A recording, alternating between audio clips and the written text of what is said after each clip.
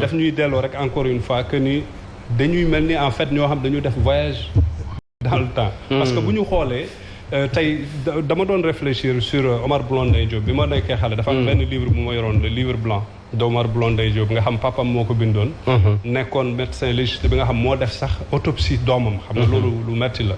après bind livre expliquer doomam peut-être moom li mu yor comme information. mais aussi li mu gis ci autopsie am et cetera nga gis ne boobu ba léegi non seulement amoo ci dossier yooyu ay clarification. dara lu leer mais au fil du temps nga ñëw ba encore.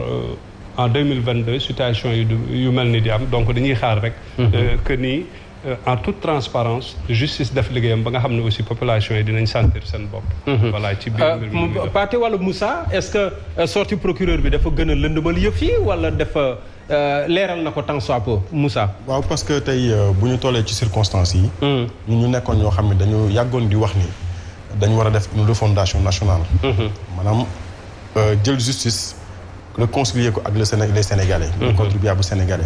parce que bu ñu demee ba nga xam ne dans les liens de détention dañu fay gis ay actes de torture. ay actes de barbarie ay brimades. nit di fa génn dañ doon lakk say testicules wala dañ doon jël ay matraques di la ko tegal ci ay say parties intimes. loolu wax dëgg yàlla dafay atteindre le summum de la désolation. donc ñu dem ba nga xam ni tey dañuy wax ay François Makabu ay Mamadou Seck ñii dee nañ dañ doon cogner violemment les grilles de la cellule. mu dem ba nga xam ne aussi dafay ndëndëmal xelu askan bi ñun li ñu mën a wax moom mooy li ñu waroon a xaar mooy le médecin légiste mu def autopsie mu génnee ñu des éléments concordants des éléments yoo d'appréciation yoo xam ñun duñ ci mën a basé wu pour wax réellement ce qui se passe parce que ba fii c'est juste l'avis de décès du médecin qui part de mort accidentelle pourquoi moom moo disponible léegi li ñuy wax mooy pourquoi toute cette précipitation pourquoi le procureur vaille à sortir dem au créneau pour wax ni circonstances yi ci la deewee ak yooyu. parce que c'était peut-être pour lever le doute. l'administration pénitentiaire parce que boo fekk wax jaa ngi commencé bëri communiquer. boo fekk wax jaa ngi commencé bëri c'était peut-être pour lever des doutes. les équivoques. waaw mais loolu yëpp du ko ci génne. parce que tey dem nañ ba nga xam dafa am benn méfiance boo xam dafa am manque de confiance boo xam dafa am vis-à-vis des Sénégalais ak la justice bu demee ba nga xam ni Sénégalais yi dañuy toog procureur di wax ki nga xam ne am na ay éléments d'information war na am ay éléments d'appréciation supposée kooku bu demee ba wax ñu koy remettre en cause dañ jàpp ni dans une république normale kooku war nañ toogaat def une refondation nationale pencoowaat mbir yi xool naka la Sénégal mën a doxee naka la ñuy xoolaate suñu justice ba nga xam ni lépp lu ñu rendre wala lépp lu ñu wax Sénégalais yëpp dañ ci mën a dëppoo ànd ci waaye bu ñu demee ba toll ci situation bi dañuy wax ni l'heure est grave la situation est extrêmement dramatique Pathé am nga ci commentaire peut-être que le procureur t'a convaincu ou pas bon commentaire bu ñu si njëkk def avant le procureur damay jaale mbokkam ñi donc lu métti la donc di jaale njabootam rawatina jabat ji donc ñu nit Sénégal toll na foo xamante ne xaaruñu woon situation yi di am à 2022 war na dépasser yenn situation yi donc bu ñu demee aussi ba procureur génn wax si peut-être yëf yi comme ni nga ko waxee toll na foo xamante ne il faut ñu élucider dal moo ko rey bon lu ko rey aussi peut-être autopsie dina am les jours à venir mais de toute façon sénégalais yi am na ñoo xamante ne gëm nañu procureur am na ñoo xamante ne gëmuñu ko kon nag Sénégal toll na foo xam ne léegi lépp képp ku ñu jàpp prison yàlla ni faat la fa wala yàlla yóbbu la sa bakkan comme ni ñu koy waxee le mot naturel sénégalais dañu war a xam lan moo ko faat justement parce que dañuy fàttali ne nee nañu gaañ-gaañam yi mu ngi amee ci garde à vue voilà te ba fii du inculpation du mandat de dépôt voilà donc kon nag tey assemblée bi mi ngi jeex tey assemblée bi di ñëw mbir mi du jeex il faut ni wut benn enquête parlementaire ñu xool lan moo indi loolu kon donc coow la yaakaar naa ne dañ koy différer rek mais luy ñëwaat la parce que lii moom dafa war a jeex biir Sénégal voilà ñu daal Ibrahima Pouye cas yi bëri nañu maa ngi koy fàttali sànq François il était en garde à vue ne foofu la amee ay blessure am mais amoon na yeneen cas peut-être yu ko jiitu xëy na lii tam loolu lay fàttali ay cas yoo xam ne initié nañ ci ay enquête wax nañu mais après finalement du mujj fenn waaw Simon maa ngi nuyu der bu TFM bi daf jàkkaarloo mu ñuy suivre de passage nga baalati ma dafa am benn manipulation boo xam ne am na ci d'abord moom laay njëkkee de la part de ci réseaux sociaux la ñu gis ne dafa am benn Camerounais dañ ne bind Cameroun la mort d'un détenu anglophone menotté sur son lit d'hôpital provoque l'indignation photo Camerounais boobu nga xam ne moom moo dee te ñu menotté ko ci lala moom la gars yi jël dugal ko ci réseaux sociaux yi ah bon weccoo ko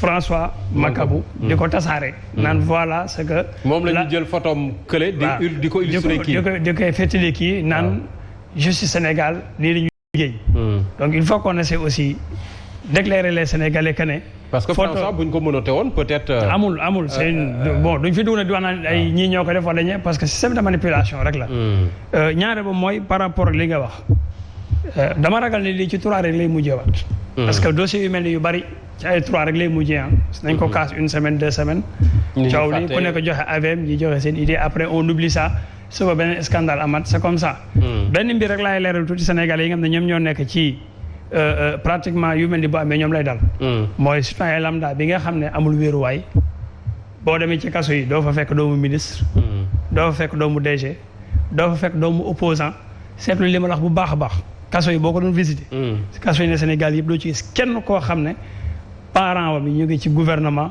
wala ci ministre wala DG wala opposant yoo xamante ne am nañ tur seen doom yi ñu ngi ci école yu mag a mag yi di jàng seen doom yaa ngi à l'étranger seen doom yi bu fekkee fii ni ñuy jàngee tamit doo leen gis parce que école yi ñuy jàng du leen permettre nga leen di gis journée bi waaye boo demee ci salon de VIP yu mag yi fekk leen fa c'est pour dire que les citoyens sénégalais lambda bi nga xam ne à tout moment ñoom ñu nekk l'agneau du sacrifice ñoom ñooy war di delluwaat seen xel xam ne politiciens yi nga xam ne ñoom la ñuy xeexal ba tax ndogal di leen di dab benn côté duñ ko jar ñaare ba mooy tey le procureur su génnee comme ni nga wax la rek lu mel ni am na sénégalais yi di ko indigné c'est son droit et son devoir que mu génn leeral sénégalais yi. parce que justement bu ko deful woon dinañu ne ana procureur. non c'est ça à travers rapport yi nga xam ne jot na ko. yaa ngi wax direction pénitence.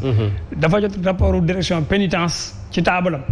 moo tax mu génn sukkandiku ci li direction pénitence génne wax ko d'autant plus que ci détention bi nga xam ne moom la ko yóbbuwoon ci police centrale. mais li ma jaaxal dañ ne am na vidéo.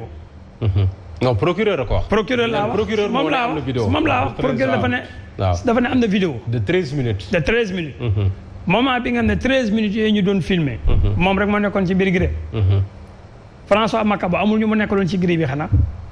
wala bi muy mbëkk boppam ci biir bi wala si gré bi. police centrale gi mu ko doon defee. policier fu ñu newoon. wala vidéo boobu sax vidéo lan la est-ce que nit moo taxaw di filmer. wala vidéo même bu fekkee vidéo surveillance la aussi. waaw. normalement am na koo xam ne day nekk en direct di suivre. di xool yëf yi. di xool yëf yi parce que bu fekkee ni ñu koy defee ci film yi noonu lañ koy defee. war nañu am koo xam ne mooy contrôler caméra yi jàkkaarloog télé bi di xool su gisee lu ko jaaxal mu daw. arrêté ko. deuxième point bi ak moment bu mu munti doon. am na ay policiers yoo xam ne ñu ngi nekk ak moom foofu mu nekkoon. ci biir. boo mbëkkee gëri benn yoon ñaari yoon saa yu bruit bi. xanaa di nga def bruit. di nga ko dégg yuuxu di nga ko dégg wala coow di nga ko dégg wala mu am yeneen détenu yu mu nekkal ci biir gëri bi. donc am na loo xam ne balaa ñuy yegg si li procureur wax ndax am na wala amul. dañuy waroon interpeller d'abord fi nga xam ne fa la action ba amee ñu interpeller les policiers yi nga xam ne ñoo nekkoon ak moom foofu. te téyewoon ko ci détention boobu ñu enquête leen xool le pourquoi parce que bu fekkee une personne bu nekk en danger. procureur nee na ubbi nañ ci enquête peut-être que ñoom ñëpp nañ leen déglu. waaw moo tax duñ ci mën a sori. mais ñoom ñu nga fa woon rek. waaw suñu xalaat rek lay si moo tax duñ ci mën a sori parce que mënuñu déterminer cause yi tant que enquête bi tëjuñu ko. ba joxe li leer. mais dama jàpp ne tey non assistance à une personne en danger. su fekkente ne moment bi muy def loolu am na ñu fa nekkoon. dama ne ñi fa nekkoon ñëpp dañ leen war a interpeller. d'accord poser wu la question le pourquoi moom moment bi muy def lii. ñoom yëguñu li xew wala dégguñu wala qu'est-ce qui se passe. donc et que ñu bàyyi xel ne aussi.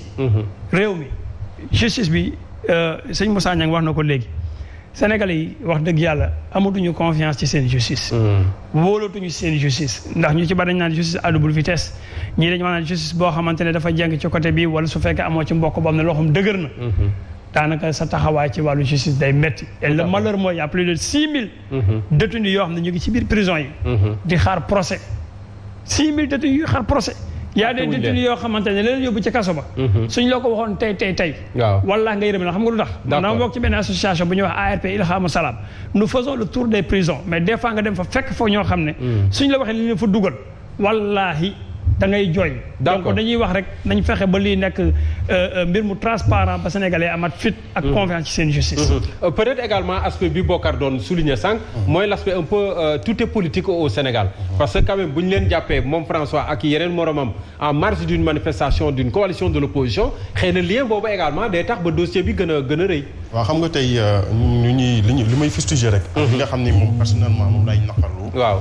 mooy cette absence de solidarité envers la famille de Makabu. tey tout le Sénégal devait s'indigner par rapport à cette situation. Parce que je me rappelle tey George Floyd. waaw ñu ko reyee ak ci anam bu ñaaw avait ému tout le monde. dafa amoon benn ampleur. di am benn dimension mondiale. tey pourquoi pas li nga xam ni moom mooy am ci sunu prison yi. sunu policiers yi di ko def sunu homme de tenue yi di ko def. askan wi. ñu dem di def ñu indi ñëw ba nga xam ni le monde entier dañuy suivre gis ñu en exemple parce que tey li ñu gis ni tey dafa mel ni. nit ñi fiy dee dañuy dee comme des mouches. pourtant indignation am na de wala ci dénonciation. parce que dénonciation ci réseaux sociaux yi rek la yem. ay organisation droit de l'homme di génne ay communiqué. génne communiqué te communiqué standard lay doon. ak tam réseaux sociaux yi nga gis kenn def benn. avec des déclarations de presse. mais tey li ma gis tey mooy acteurs politiques yi. tey dafa jaroon tey la vie d'une personne est sacrifiée est sacrée. tey dafa jaroon tey ñu ñëpp ñu suspendre suñuy campagne. taxaw indigné wu par rapport ak situation bi nga xam moom moo am bu ko defee ñu loolu ne serait-ce que loolu la ñu amal ki nga xam ne moom mooy Makabu parce que je pense que en principe da doon manifester pour les intérêts du Sénégal pour la défense de notre démocratie. pour la défense de nos libertés dama jàpp ni loolu moo taxoon muy manifester. tey bu manifester ba loolu fekk ko ci ñi nga xam ne ñoo initié woon mbir mi war nañu mën a arrêter suñuy campagne ne serait-ce que pour un temps T. pour que manifester seen solidarité envers la famille Makabu et pour le repos aussi de sa mémoire. loolu lu rafet la ci gis-gis. mais dama jàpp ni tey bu fekkee ñun dañuy continuer suñu campagne comme si de rien n'était. bu subaa bu ñu wootee manifestation. je pense que sénégalais yi dootuñu génn. Moussa yow moom coalition yi nekk sur le terrain ngay waxal mais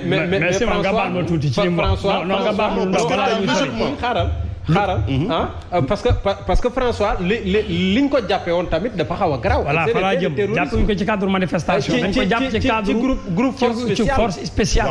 jàppuñu ko ci manifestation de. ça aussi il y a beaucoup de questions. jàppuñu ko ci cadre manifestation. ba ñu bëri xaw cee tey. il y a beaucoup de questions qu'on peut se poser par rapport à ça. waaw tey au mois de mars 2021. lan lañ doon wax ay forces occultes. waaw ay forces intérêts étrangères. ay intérêts cagoulé yooyu la encagoulé loolu la Idriss Seck doon wax. Aïssata Tall Sall génn di wax ay forces étrangères ñii di wax ni ay forces occultes ñii di wax ni ay puissances yoo xam ne dañu am ay intérêt ci biir réew mi. bëgg a ñëw xambu taal ci biir réew mi pour jëriñoo li nga xam moo fi intérêt diviser suñu réew mi. saper suñu cohésion nationale. tey mu demaat ba nga xam ne dem nañ ba à quelques encablures des élections législatives. ñu ñuy wax ay forces spéciales. te ñun mënuñu woon benn preuve boo xam ni dafay wane ni ñii dañoo bokk ci telle ou telle organisation. loolu dama jàpp ni sénégalais yi ci boppam dañ ko dul mën a dégg parce que tey coow li yëpp mi ngi jógee ci cadre élection yi. processus électoral bu ñu biaisé. moom moo indi. moom moo waral lii parce que tey boo xoolee ñu ngi éliminé ci course bi. waaw. violer seen i droit violer seen légitimité seen légitimité politique yi violer ko yàqal leen lu bare bare ak lépp li nga xam ne consentir nañ ko ci terrain bi tey dama jàpp ni loolu dafay am njeexital ci biir élection yi beneen bi moom mooy nit ñëw dresser listam